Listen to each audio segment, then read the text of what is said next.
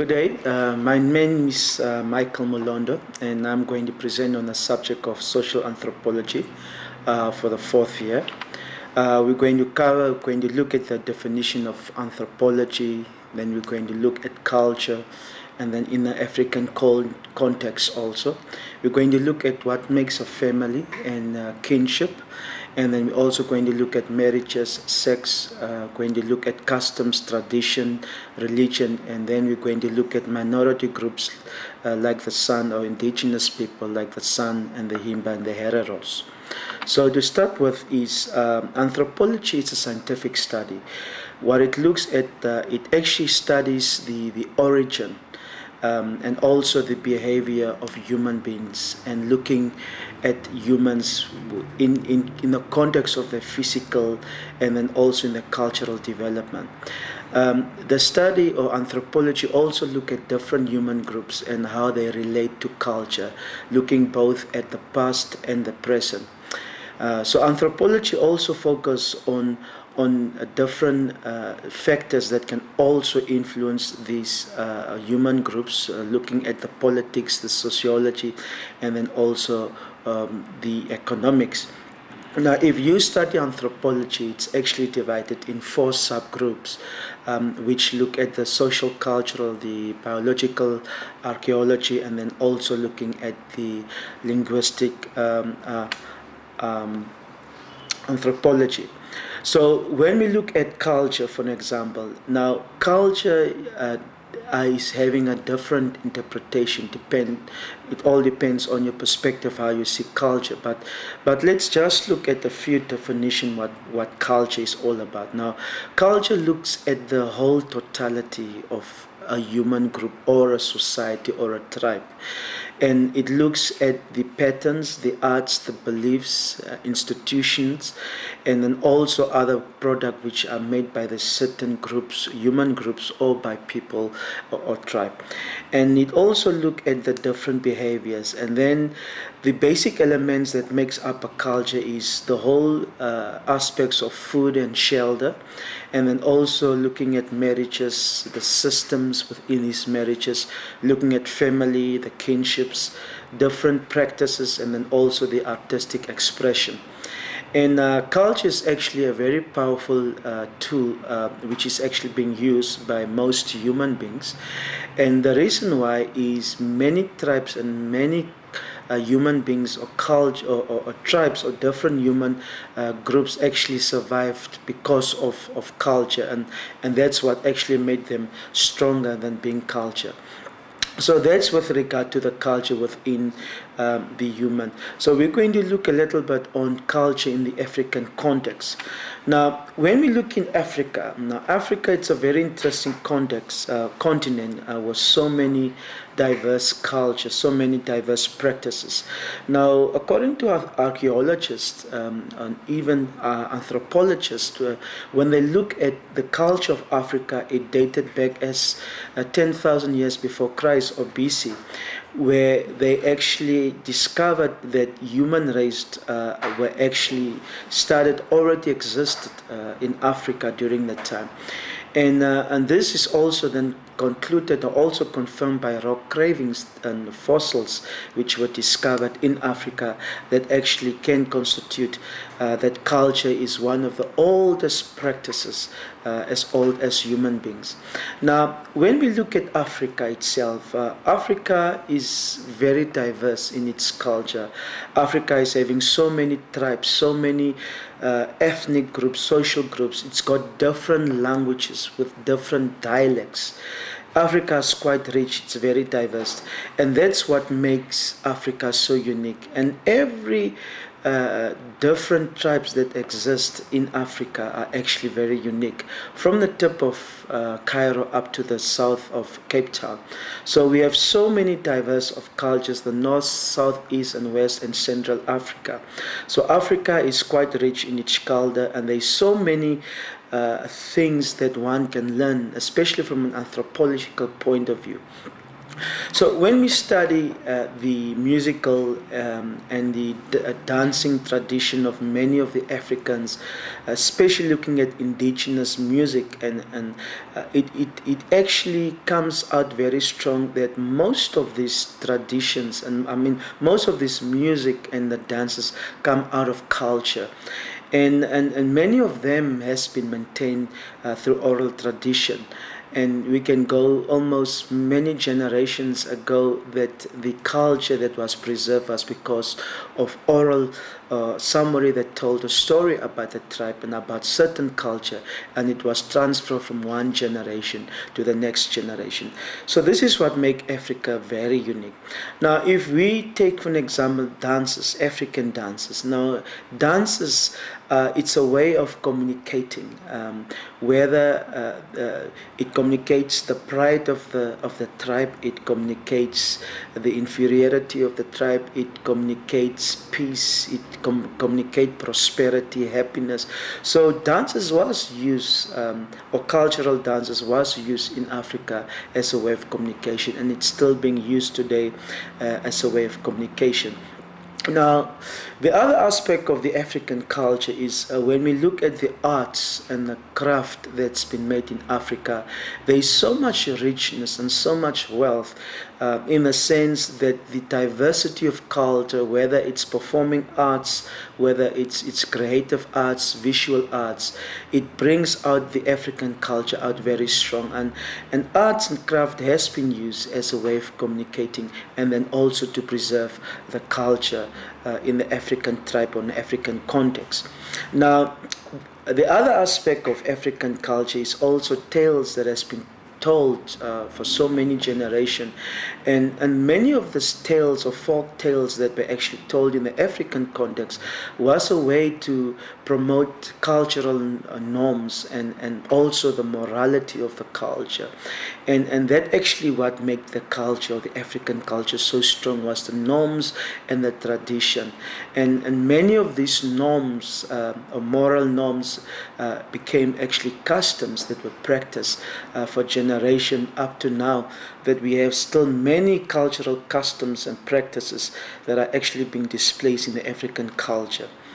So language is also another way of communicating also the culture of Africa, and many of these languages in Africa has been evolved throughout many years, thousands of years, and we have seen that some of this culture actually brings a tribe together. It brings unity, and even if there is so much diversity in a nation or in a country, different tribes with their different dialects bring so much unity, and it also brings a color of diversity, and the language itself in Africa shows the richness of this continent, which displays that diversity does not necessarily mean unity, but diversity can also mean richness in language. And the African language is one of the oldest norm or mode of communication, and as I said, as excavations, archaeologists, that more than 10,000 years before Christ. And we see that even if you look at the African cultures, there are so many language or words that are being used that are common. It doesn't matter in which part of Africa you are.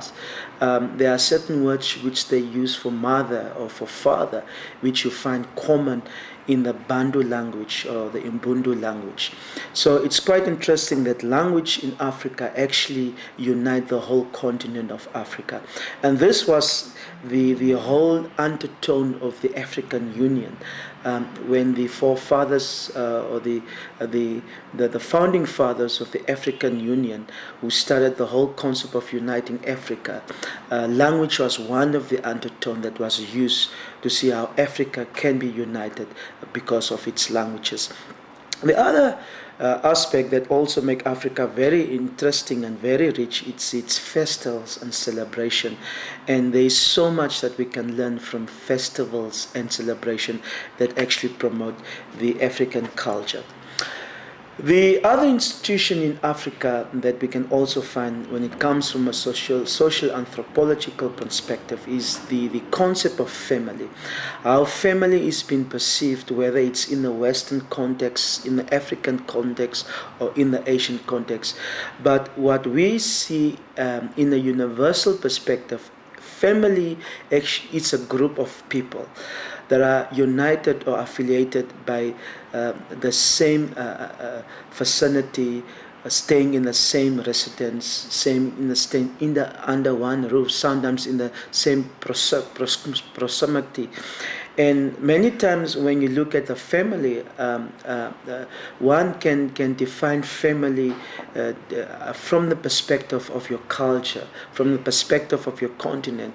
But at the end of the day is whoever stays together, a group of people that stays together, having the same norms, the same practices, the same beliefs actually constitute family.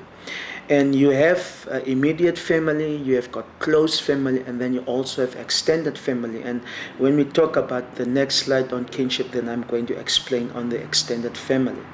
Now, the whole purpose of a family, or the function of a family, is to perpetuate the society. It actually is part of society, or it expands the society. It makes society to become bigger. And many of family are actually influenced by socio-economic and socio-political factors. And a family or a family unit can play a very important role and a very strategic role when it comes to the society, economics, and then also on politics.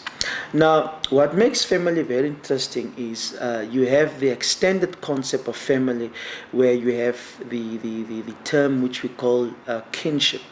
Now, kinship, it's looking at both sides, the male and female of the family, or whether the man, the husband, the man, the woman, the husband, the wife, the brother, and the sister. And there are also, kinship is also looking at the differences of a child itself, and where does the parent come from, and what are the extended family of both parents, whether it's the mother or whether it's the father. So the immediate term that are being used for kinship is the term or the title mother and father, which is the immediate term, or you have what we call son and daughter.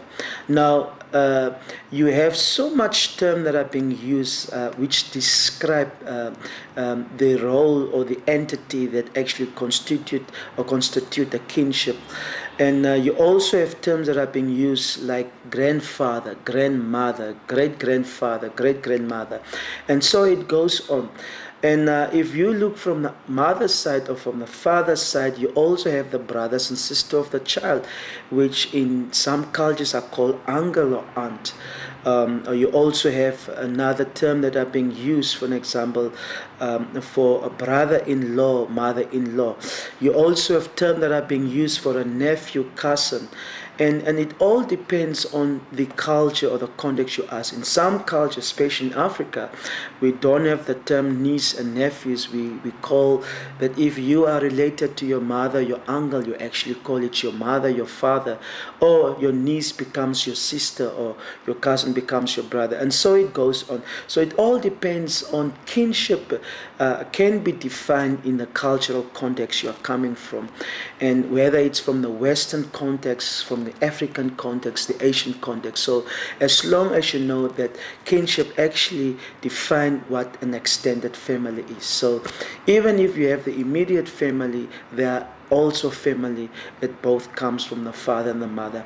And that's what makes social anthropology so interesting, that it does not just focus on the immediate father, it also look at the family tree, as we call it today, the family tree.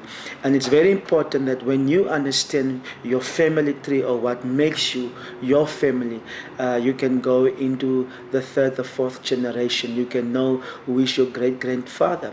So, and this is the whole purpose of kinship. And as in the African context, they normally say that the child is raised by a village.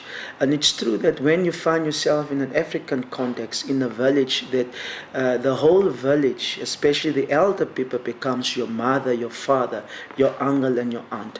So as I say, kinship is being defined in the context of your culture. The other institution that we also find in the whole socio-anthropological perspective is the institution of marriage. Now, when we look at marriage from what makes marriage, or who is what define marriage. Now, marriage is a union between a man and a woman. It's a union between a man and a woman, which we call husband and wife. It's a relationship that actually makes a bond between a man and a woman. So far that the government has acknowledged this union or the relationship between a husband and a wife, or a man and a union, that in most countries that marriage became an institution which is now legalized.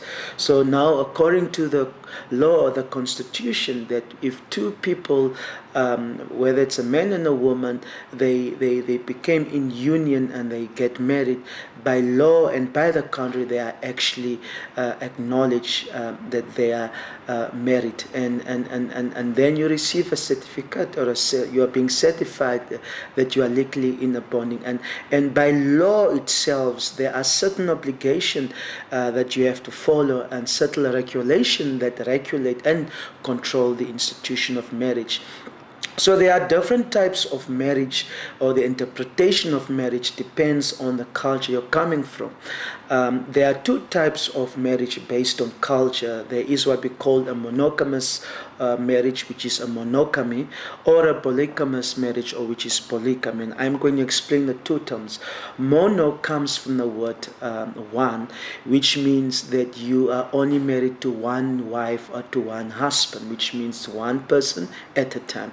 Then you have poly, which means more than one, which means that you can be married to more than one partner.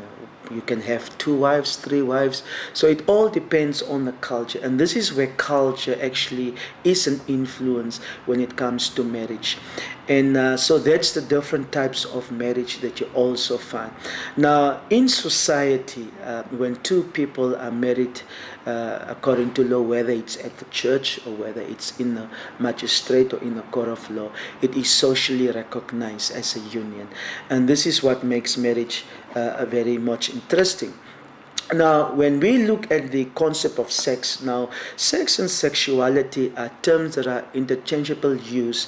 Now, sex can actually means your gender.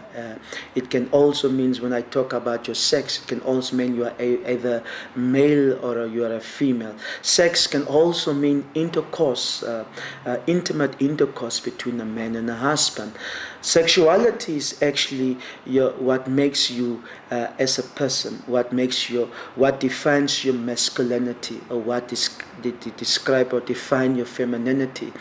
And there are so many norms and roles and even cultural influence that can make up our sexuality, that can actually identify us who we are as a man, and who makes us up as a woman. So the question that society is asking today, what is really a man, what is really a woman? And this is where you have to define that it's not just the drive, which is your libido, your sexual drive that makes you, but it's also your holistic person that makes up your sexuality. And this play a very important role in human life. And sex is very important, especially when it comes to the procreation of human being and the existence of human being. Like someone said, how will the world be without a man, or how will the world be without a woman? So that's why women and men are very important. So as I've explained, that sex goes beyond the passionate intercourse between husband and wife. So there are so many cultural beliefs and traditions and even taboos that actually define sex and sexuality. Even spirituality defines sex and sexuality, looking from which context you are looking at, from the Western context, the African context, the Asian context. So there are so many interpretation and definition of sex. But at the end, when you look at what makes up sex, is actually two people that are involved in an intimate relationship and that knows their identity, who they are as a man and as a woman. So there are so many beliefs and taboos, misbelief, myth that people believe in, and it depends on which culture you're coming from. So there are such beliefs like sex. What makes, when can sex be constituted? When is sex legal? When is sex illegal? Belief, sex before marriage, sex after marriage, the whole concept of virginity, what makes a virgin, what makes virginity. So there are so many interpretations on virginity and what makes sex pure, what makes sex impure. Must we wait until marriage? And this is where the whole culture comes in, and also spirituality. And it makes it very interesting, especially when it comes to marriage. Now, there is, in the African context, what we call the bride price, or what we also call in Africa lobola. Now, lobola is used as a way of securing, or as a way of appreciation the girl that you are going to take, or your bride to be that you're going to take from the house. And in the lobola, it is a sign in some of the African culture that the girl that you are going to marry, that she is supposed to be your wife and only one, and she's going to be yours for the rest of your life. And so lobola is also being used as a seal that actually confirm your marriage union, and that also give you the freeway for your sexuality between the husband and the wife.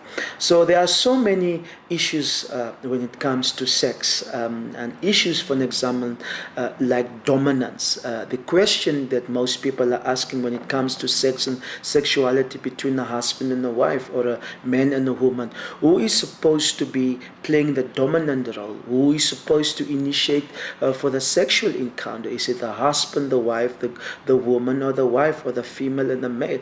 So there are so many cultural beliefs that actually influence when it comes to dominance. Now, in the African context, and even in Southeast Asia, that male play the primary role when it comes to initiation, when it comes to taking the lead. And you have also issues, for an example, male dominance, where the male play the more dominant role than the woman. And sometimes this role is being exploited, but it all depends on what the culture is all about. Now, you also have different customs that are being practiced, traditions that are being practiced, which are influenced also by religion. Now, when we look at the difference between customs and tradition, a custom is actually a practice that is very common. And it's being used by individual within the context of their settings or in their environment. And the practice that they are doing becomes a habit. So that habitual practice, what they are doing, they become so accustomed to it that later it becomes a framework for them that result into a custom. So it's a habit that's been used, or that people are doing, or that they are practicing, that becomes a custom to them. So it can, as I say, these habits that you are practicing can be influenced by a particular place you are staying, by a particular environment, and also by the beliefs of influence of what you believe in. So that's actually what defines a custom. Then you have tradition, which is mostly inherited, and it's almost, there's a thin line between customs and tradition, but this is more than just a habit.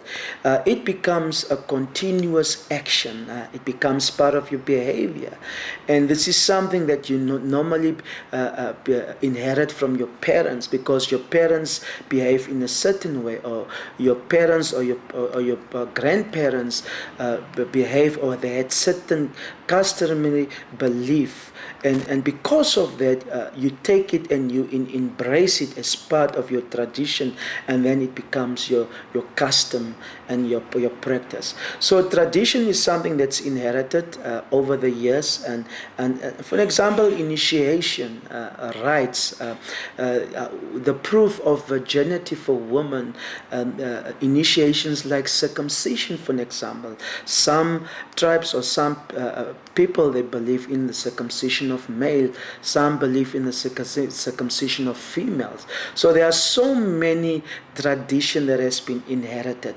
that becomes a custom. And this also where you also find customs and tradition are found in different rites and initiation, especially when you look at the whole context of religion. People are believing in God, people are believing in God's ancestral worship. So it becomes a very interesting concept. Then in Namibia, we have different tribes. For example, we've got the San, the Himbas, and the Hereros, which are indigenous tribes. And the San are one of the oldest people, tribe that are existing, and their origin can be traced back more than 20,000 years ago. And many of this tribe, they actually came back. Now, when we look at the Himba and the Hereros, as part of the Bantu tribe, they are treated, you can look at the origin, for example, more than 1,500 years ago, and many of them are into cattle. For example, when you look at the Himba, which are currently constituted, or where they stay in the northwest, what we call today the Cauca land, or the former Cauca land, and then also the Kunene region, is many of them are indigenous, and from a social anthropological perspective, the culture tradition becomes part of what makes them up, and part of them is it makes them to be a nomadic tribe. And nomadic means they're going from one place to another place looking for green grass for their cattle. So many of them believe, for example, you have the Hereros that believe in beliefs like the holy fire as part of their cleansing, ancestral worship. So now it's very interesting when you look, for example, at the Herero tribe. They are coming, according to anthropologists, we can date them back from the 16th century, descendants from Central Africa. So Africa itself is quite a very rich continent, and as I've said earlier, is Africa, what unites us in Africa is our language, it's our culture, and it's our tradition. So I have come to the end of my presentation, and I hope that you will be ready for your test, your assignment, and for your exam. And I thank you for listening to me. Thank you.